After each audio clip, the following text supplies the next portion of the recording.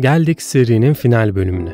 Bu bölümde gerçek kölelikten sultanlığa çıkmış ve zorlu hayat koşullarına göğüs germiş 3 ismi sizler için derledim. Bu 3 ismi de bu videoya saklamamın nedeni üçünün de hayat koşullarının benzer zorluklarda olması. Ancak bu 3 isimden hangisi liderliği daha çok hak ediyor, bunu da yorumlarda belirtebilirsiniz. Her neyse, lafı fazla uzatmadan videoya geçelim. İyi seyirler.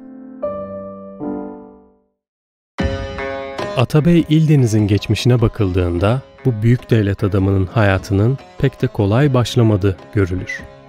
Şemsettin İldeniz'in çocukluğu bir köle olarak geçmişti.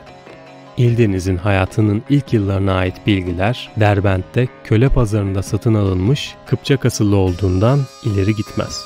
Hatta biraz daha detayına bakıldığında o bedavaya verilmiş bir köleydi. Çünkü o dönemde şöyle bir kural vardı. Herhangi bir tüccar 40 tane köle aldıysa 39'unun parasını peşin, birini de bedavaya almış olurdu. Böyle bedavaya verilenleri de her zaman köle sahibi belirlerdi ve genellikle zayıf ve cılız görünenler seçiliyordu. Tüccarlar buralardan aldıkları köleleri Irak'taki soylulara satıyorlardı. Ama İldeniz için orada bile alıcı bulmak zordu. Ancak ondaki ışığın farkına varan Irak Selçuklu veziri Kemalettin'e bir şekilde satılan İldeniz, vezirin 516'da öldürülmesi üzerine sultanın hizmetine girdi. İldeniz'in kısa sürede yaptığı hizmetlerle sultanın gözüne girmesi onun için her şeyi değiştirmişti. Sultanlar değişiyor ama İldeniz hep sabit kalıyordu. Devlet işlerine ilk girişi ise Sultan Tuğrul'la birlikte oldu. Ancak asıl gelişme Sultan Mesud zamanında yaşandı. Sultan Mesud, Tuğrul'un dul kalmış eşi Mümine Hatun'la İldeniz'i evlendirmeye karar verdi. Bununla sınırlı kalmayarak İldeniz'i kendi oğlunun Atabeyi ilan etti. Sultan ailesiyle kurulan bu akrabalığın sağladığı imkanlar, İldeniz ve oğullarını Irak Selçuklu Devleti üzerinde etkili bir güç haline getirdi. İldeniz, Azerbaycan valiliğine atanmasının ardından yavaş yavaş ipleri eline almaya başlamıştı. Öncelikle Azerbaycan'da yaygınlaşan Türkmen isyanlarını bastırmış, sonra da bu topraklardaki bütün emirleri kendisine bağlayarak Azerbaycan'da İldenizler Devleti'ni kurmuştu. Burada topraklarını büyütmüş ve ardındansa gittikçe güç kaybeden Irak Selçuklu topraklarını da İldenizler Devleti'ne dahil etmişti. Hayatının sonlarına doğru İldeniz, Ani'yi yeniden zapt eden Gürcülere karşı bir sefer düzenledi. Gürcü kuvvetleri başarıyla geri püskürtüldü. Ancak daha sonra orduda çıkan veba salgını yüzünden büyük kayıplar verildi. İldeniz de bu seferden döndükten sonra Nahçıvan'da bu hastalıktan dolayı vefat etti. Kölelikten sultanlığa yükselişin en güzel örneği. Sultan Baybars. Gözündeki beyaz bir leke nedeniyle çok ucuza satılmıştı. Ancak o, tarihin akışını değiştirerek 16. yüzyıla kadar Orta Doğu'ya egemen olan Memlükler Devleti'nin temelini atacaktı. Hayat onu Kıpçak steplerinde yaşayan bir Türk boyundan Orta Doğu çöllerine sürmüştü. Ancak o, bulduğu her fırsatta kendini geliştirmeyi bilmişti. Yanında köle olarak büyüdüğü zengin Arap ailenin imkanlarıyla eski Yunan ve dönemin İslam medeniyetinin en değerli eserlerini okumuştu. Baybars'ın fizik yapısı tam bir savaşçıya özgüydü. Bu nedenle savaşlarda kullanılması için Eyyubilerce orduya alındı. Kısa zamanda kendini göstererek Memlüklülerin önde gelen liderleri arasına girdi.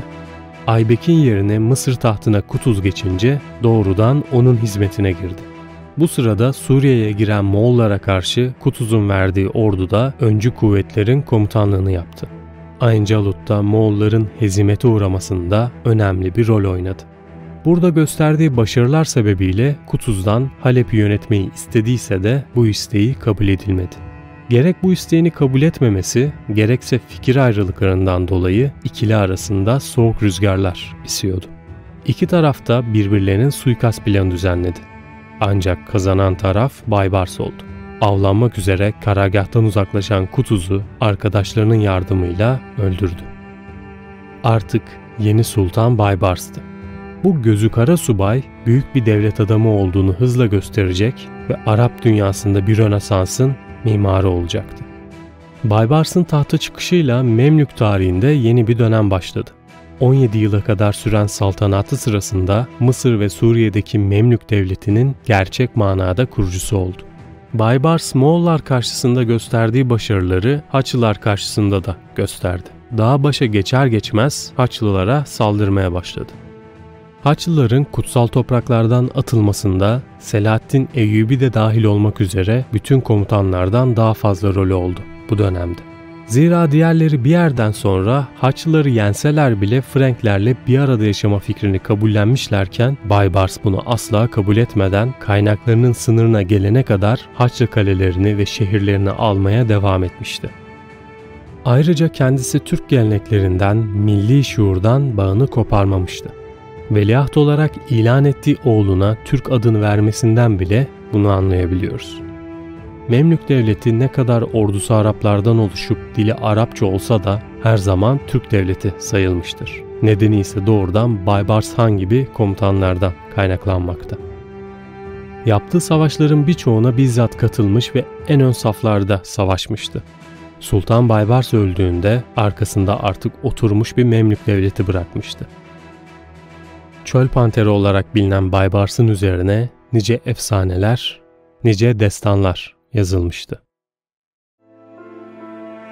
Tarihin gördüğü en büyük hükümdarlardan biri Cengiz Han.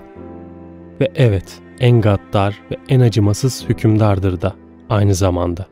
Zaten en büyük olmasının sebebi de budur. Bunun da sebebi yaşadığı dönemdir. Çünkü dünyaya gelmiş en büyük fatih olan Timuçin'den daha kötü bir çocukluk geçiren sayılı kişi vardır. Henüz 12 yaşındayken babası düşmanları tarafından zehirlenmişti. Kabilesi dul annesiyle öksüz çocuklarına terk edince bir başlarına kala kaldılar. Annesi çocuklarının karnını nehir kıyısından topladığı yiyeceklerle doyururken genç Timuçin fareler, dağ sıçanları ve diğer küçük hayvanları avlardı. 14 yaşında küçük bir balığı paylaşmayı reddeden üvey kardeşiyle kavga ederken onu öldürdü. Ancak bu onun için daha başlangıçtı. Taiçuit kabilesi tarafından yakalandı ve köle olarak çalıştırılmaya zorlandı.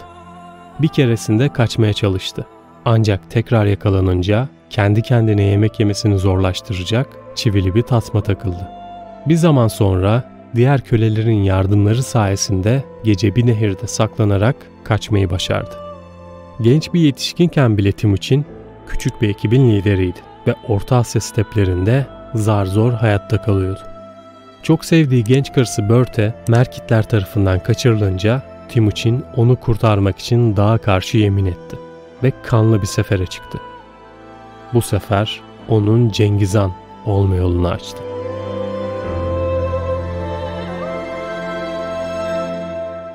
Cengiz Han ve Baybars'ın detaylı videolarını kanalda bulabilirsiniz.